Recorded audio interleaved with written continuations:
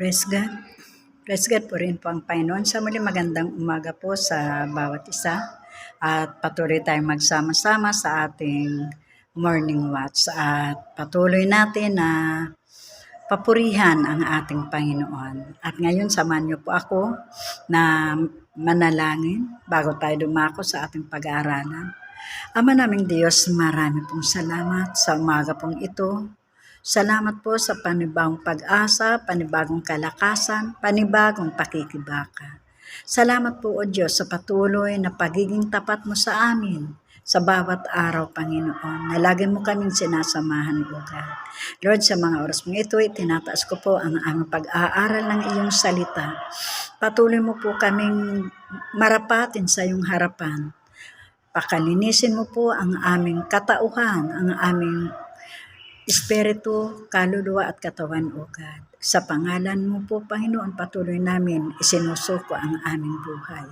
Marami pong salamat, O Diyos, sa patnubay mo sa amin, sa pamamagitan ng iyong banal na espiritu. Patuloy ka pong mangusap sa bawat isa sa amin. Salamat po, Ama, para sa iyo ang kapurihan magpakailanman. In Jesus' mighty name. Amen.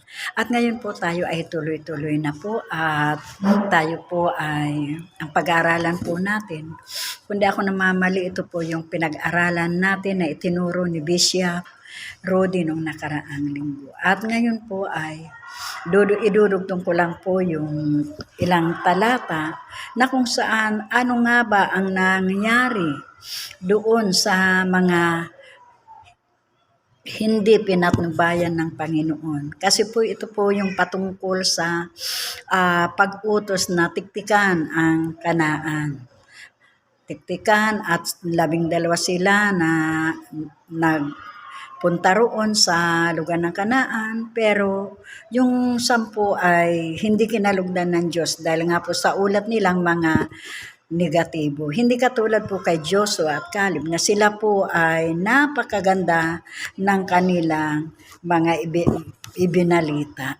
Nandoon yung pagpupursige, nandoon yung pagtitiwala nila sa kapangyarihan ng Diyos. Bagamat totoo na gano'n ang mga tao sa lugar na yon, pero ang tiningnan ng Diyos, tiningnan ni Joshua, yung gagawin, yung kayang gawin ng Diyos. Kaya makita po natin na doon sa itinuro nga po sa atin ni Bishop na pinatay ng Panginoon or namatay yung 10 na yun dahil nagalit ang Panginoon dahil doon sa sinabi nga po dito sa chapter 14 verse 26 na sinabi nito na ang parusa sa Israel, yung sinabi ni Yahweh kina Moises at Aaron, hanggang ngayon patuloy pa ang mga Israelita sa pagrereklamo laban sa akin. Kailan pa ba sila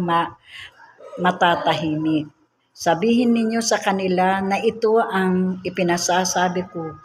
Buhay akong si Yahweh, gagawin ko sa inyo ang narinig kong pinag-uusapan ninyo. Kayo'y mamamatay dito sa ilang sa mga nasama sa sinso. Sa makatuwid ay yaong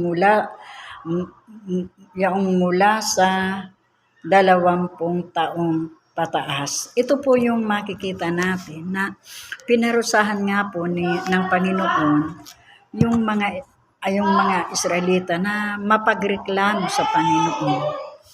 Gayon din po sa atin mga kapatid kong minamahal. Pag tayo po, isa lamang po ang pinapakita dito. Bagamat noon, iba ang pamamaraan ng paglilingkod at pagsunod sa Panginoon. Pero sa panahon ngayon, ang pagsunod naman natin sa Panginoon, yung tuparin ang kanyang kalooban na kung ano ang pinagagawa ng Diyos, doon tayo sasabay. Kaya ang sabi nga po sa pinaka-topic natin dito sa nalupig sa hurma ang Israel. Sa verse 39 ho tayo. Sabi po rito, lahat ng bilin ni Yahweh ay sinabi ni Moises sa mga Israelita. At sila'y nanangis. Kinaumagahan, nagpunta sila sa ibabaw ng burol. Sinabi nila, pupunta na kami sa lupaing sinasabi ni Yahweh. Oo, tinatanggap namin kami nagkasala. Ngunit sinabi ni Moises, bakit pilit ninyong sinusuway si Yahweh? Hindi ba ninyo alam na walang ibubungang mabuti iyang ginagawa ninyo? Huwag na kayong tumuloy. Kapag tumuloy kayo, malulupig kayo ng inyong mga kaaway pagkat di kayo sasamahan ni Yahweh.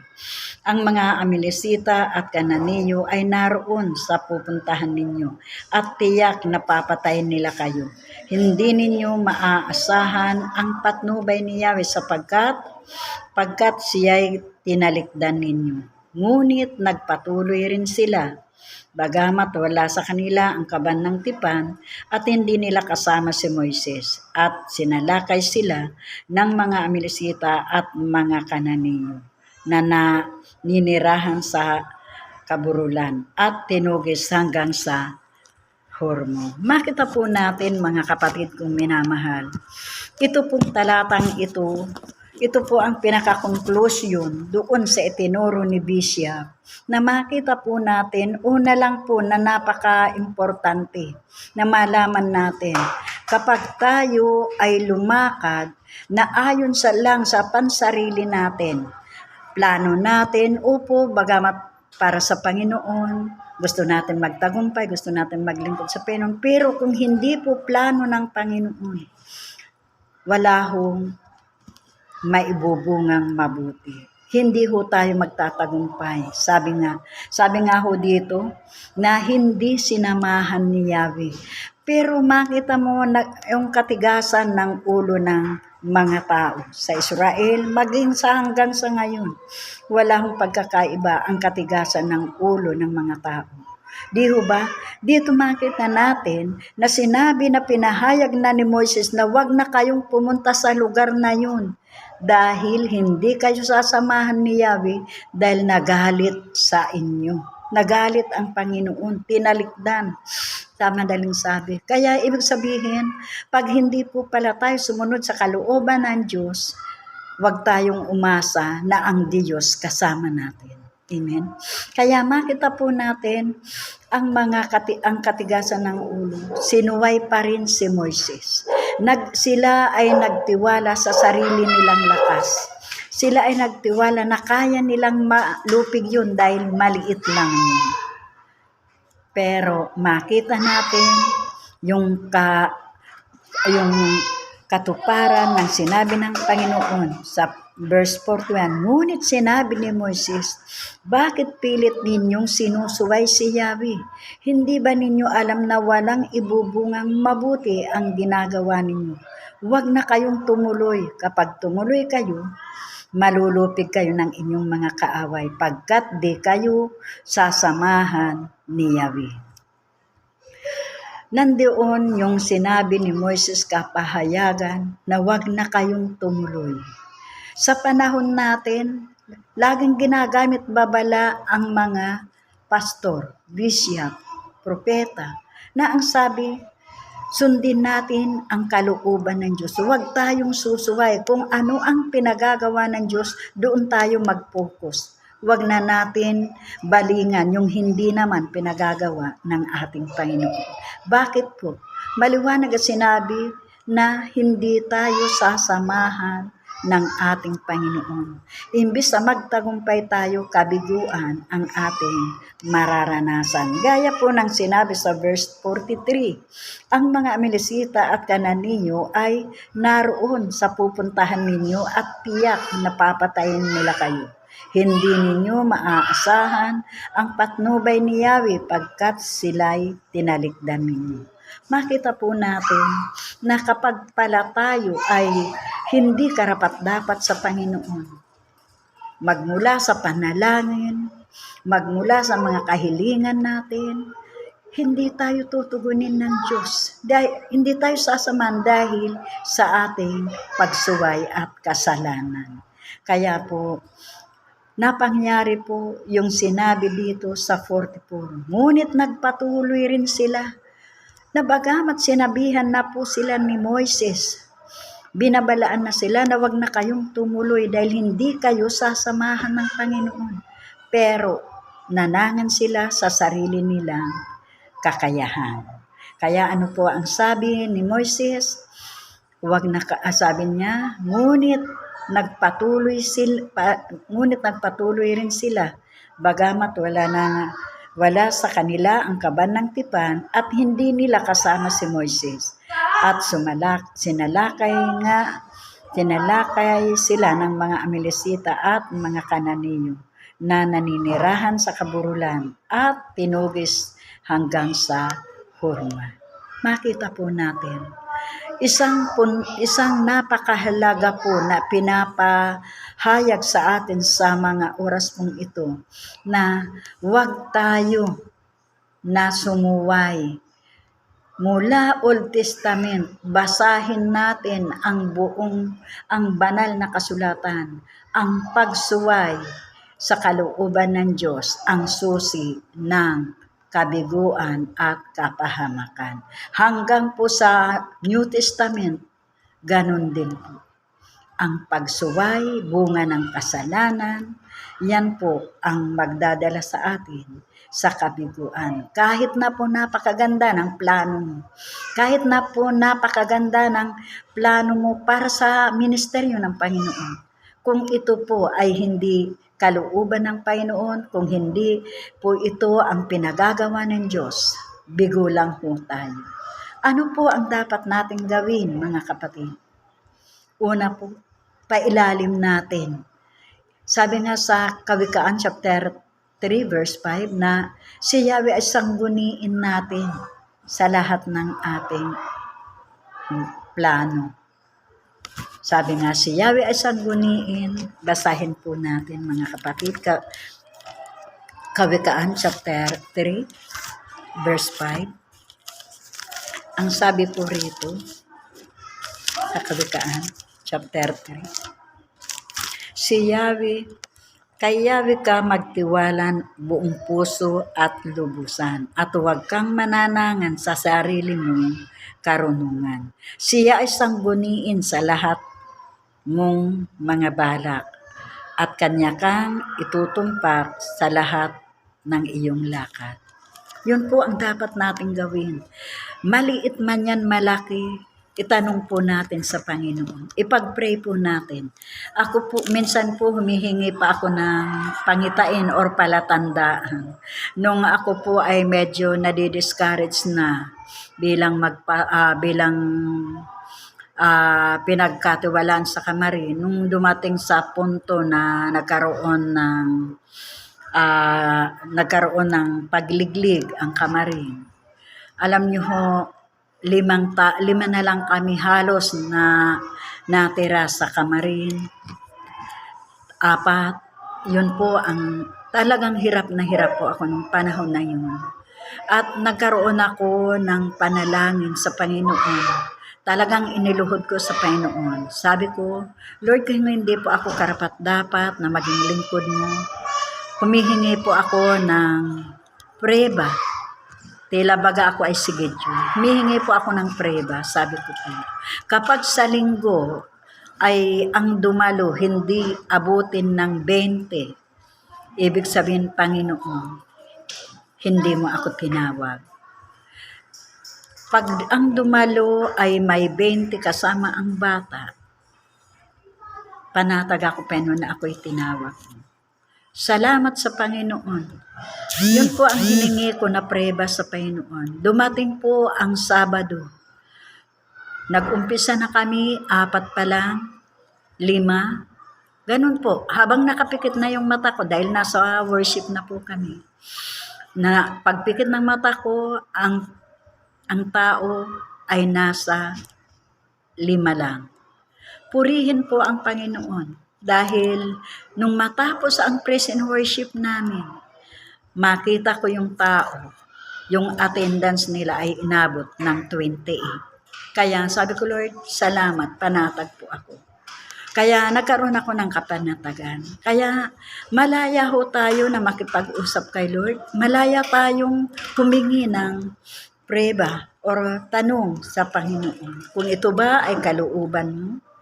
At magbasa tayo ng banal na salita, sinasagot ho tayo. Naranasan ko na po na sagutin tayo ng banal na salita. Kung ano ang tanong natin sa Panginoon, matatagpuan din natin dito sa banal na kasulatan. Kaya purihin po ang Panginoon, mga kapatid. Nais po ng Panginoon na huwag masayang ang ating pagpapagal. Sabi nga ni Apostol Pablo sa Book of Corinthians, hindi daw siya sumusuntok sa hangin. Pag sumuntok siya sa hangin, wala, di ho ba? At hindi raw siya tumatakbo na hindi tiyak ang hangganan. Ganun ho dapat tayo, mga kapatid. At sabi po dito po ako magwawakas sa Book of John, chapter 15. Sabi po sa Book of John, chapter 15, may sinabi po rito, John chapter 15, verse 5. Sabi niya po, verse 5, ako ang puno ng ubas, kayo ang mga sanga, ang nananatili sa akin at ako sa kanya, ang siyang namumunga ng sagana. Sapagkat wala kayong magagawa kung kayo'y hiwalay sa akin. Napakaliwanag po, kapatid, na kapag di tayo sinasama ng Diyos, wala tayong magagawa. Kahit na napakaganda ng plano mo, kung wala ang patnubay ng banal na Espiritu, wala po katagumpayan. Kaya napakahirap na mabuhay sa mundo na hindi kasama ang Panginoon. Higit sa lahat, mahirap sa isang Kristiyano na hindi nararanasan ang banal na Espiritu. Iyan po ang nakakalungkot. Na hindi mo madama ang presensya ng Diyos. Mga kapatid, patuloy natin ipailalim sa kapangyarihan ng Diyos ang ating plano at gagawin upang tayo ay magtagumpay. Napakaganda po ng mensahe doon sa conclusion, doon sa itinuro ni Bishop sa atin, na ang Israelita nalupig dahil hindi sinamahan ng Diyos. Bakit puro negative? Bakit puro reklamo? Imbis sa sumunod, sumuway. Pangatlo, walang pagtitiwala sa Panginoon. Katulad kay Joshua at Caleb, buo ang kanilang pananampalataya, buo ang kanilang pag-asa na kung sila ay walang magagawa, ang Diyos ay gagawa para sa kanila. Purihin po ang Panginoon. To God be the glory. Magandang umaga po sa bawat isa. At tayo po ay dumulog sa panalangin. Ama naming Diyos, salamat. Salamat po sa iyong mga salita na kung saan ay patuloy sa amin na nagpapaalala na kami ay patuloy magpailalim sa kapangyarihan mo, Ama, upang kami ay maranasan ang katagumpayan, Panginoon. Purihin ka, Panginoon. Lord, dalangin ko nga po, Ama, sa mga oras pong ito, ang nalalapit na anniversary, Panginoon, sa Lunes, O God. Lord, ihanda mo po ang bawat instrumentong gagamitin, ang aming tagapagsalita, Panginoon Lord, pagpalain mo po siya at ingatan, Panginoon. Palakasin mo po ang kanyang physical na pangangatawan, O God. In the mighty name of Jesus, hinihingi po namin ang iyong patnubay. Gaya ng napag-aralan namin, Panginoon, mabibigo kami kung di mo kami sasamahan. Kaya Lord, hinihingi po namin ang iyong gabay sa amin na maging matagumpay ang gawain mo, O God. Maging sa mga bisita, unbeliever, Panginoon, pagpalain mo po sila, O Lord God. Maging ang salita mo na ipapahatid, Lord, pagpalain mo po ito sa bawat makakarinig, O God. Maging ang lugar namin na gagamitin sa vinyo, O God. Lord, i-bless mo po sila, Panginoon. Daluyan mo pong pagpapala ang JOS, O God, sa lahat ng tao na dadalo, O God. Lord, humihingi po kami, Panginoon, ng kapahintulutan, O God, at marapatin mo po kami sa paghingi sa iyo. Ipagkaloob mo po sa amin, O Diyos, ang walang ulan, Panginoon. Lord, humihingi po kami ng pabor, alang-alang sa mga tao na pupunta sa gawain. Marami pong salamat, Ama, sa iyong pagtugon sa bawat isa sa amin. Lord God, sa mga oras pong ito, pagpalain mo po ang lahat ng activities ng JOS, O God. Magmula sa Sin Evangelism, Panginoon, sa balancing ministry na bago ni Bishop, O God, na ito'y pinagkaloob mo. Lord, i-bless mo po, Panginoon, ang bawat isa sa amin.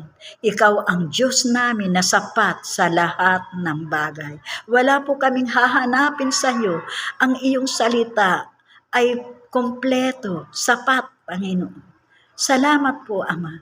Pinupuri ka namin at dinadakila sa tanging pangalan ng aming Penong Jesus. Sa iyo ang kapurihan, magpakailanman. In Jesus' mighty name. Amen and amen. To God be the glory po.